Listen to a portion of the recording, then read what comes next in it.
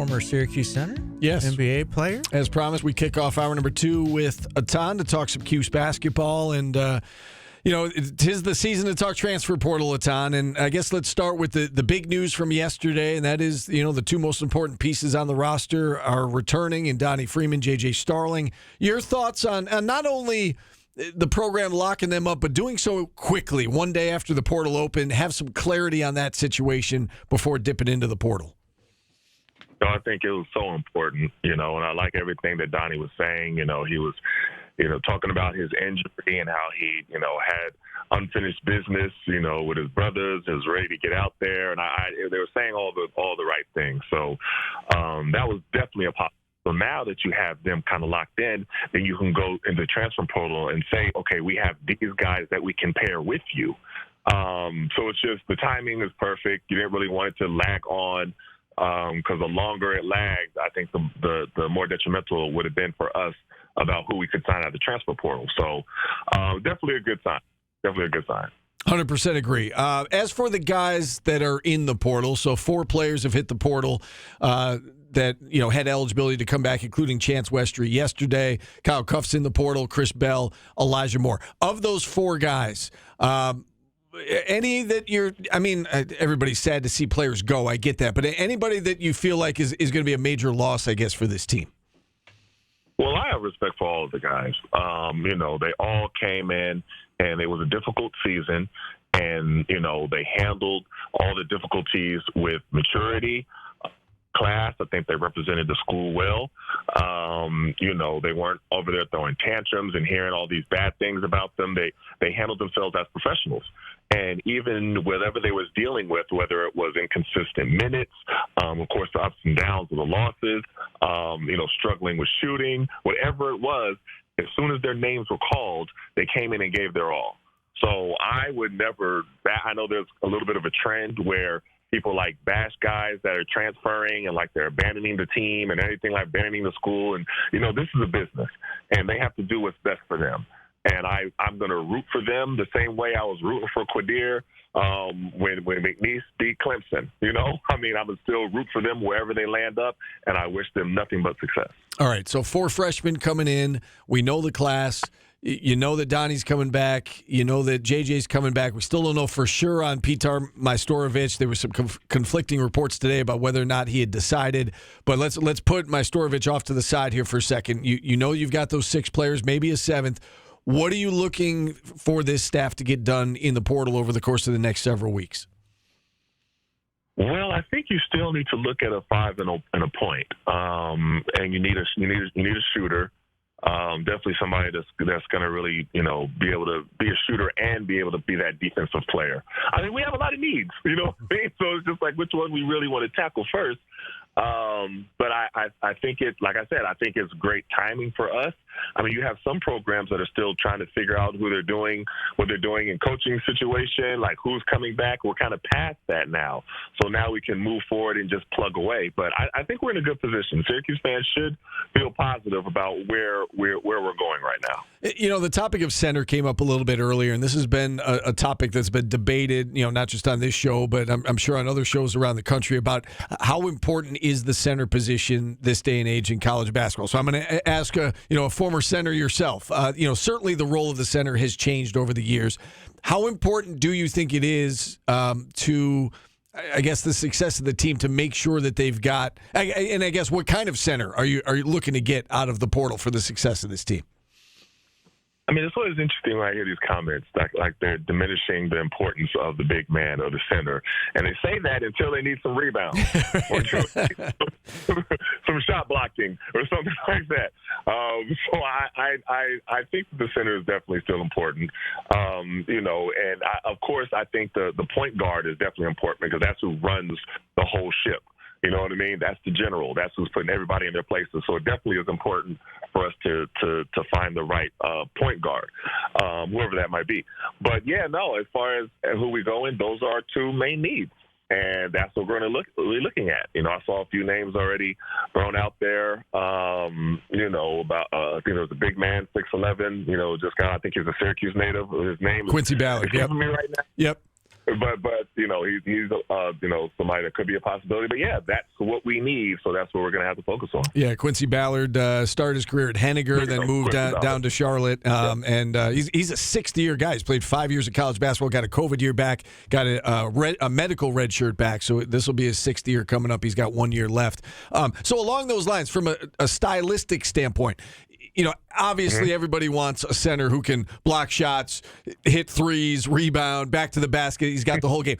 Let's say you can't get a guy like that, or you can't afford a guy like that. What is the most important skill set, I guess, for the center that Syracuse gets out of the portal from a stylistic standpoint? Is it a guy who can block shots and provide rim protection? Is it a guy who rebounds? Is it a guy who can stretch the defense and step out and hit an 18-footer from the top of the key? What do you think from a skill standpoint is most important? I think it depends on what the other personnel that we have. I know in this day and age, big men like to step out with the three, but I'm a little old school. I think rim protecting and rebounding is really important. Stepping out and shooting the three is all fine and dandy, but you have other positions that can do that. But if you have the ability to do that, I think that's great. So say you're trailing on a break, and they push the ball and they can't get it for a layup or a corner three, which they do nowadays, and they can kick it back to you as a trail, and you can hit that top of the key three. I think that's invaluable, But I really do think that rim protecting and rebounding are things that you definitely need on any team. A couple of people in our chat section at qsportstalk.com are wondering what you think an ideal starting lineup would be next year, and I know that it's tough because we don't have all the pieces right now. But obviously, JJ and Donnie are going to be starters. Do you think that Sadiq White and or Kai and Anthony are starters for this team moving forward, or do you think ideally you fill those other spots with transfer portal guys and the freshmen would come off the bench?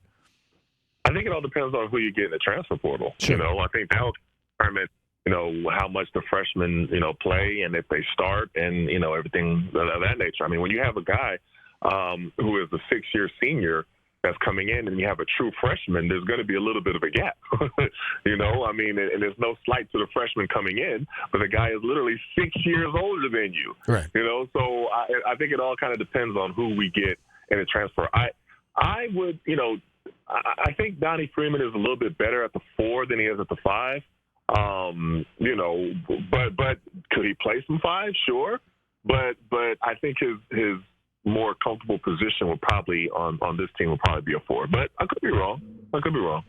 Yeah, I mean, I would think that I'm with you. He could probably play 5. I think that the plan is to have him mostly at the 4, and then you kind of see what happens from there.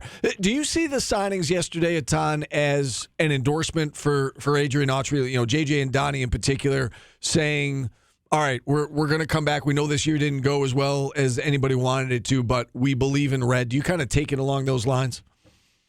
I do. Yeah, definitely. Because I don't think they would have re-signed, and definitely not as quickly as they did if they didn't feel that way.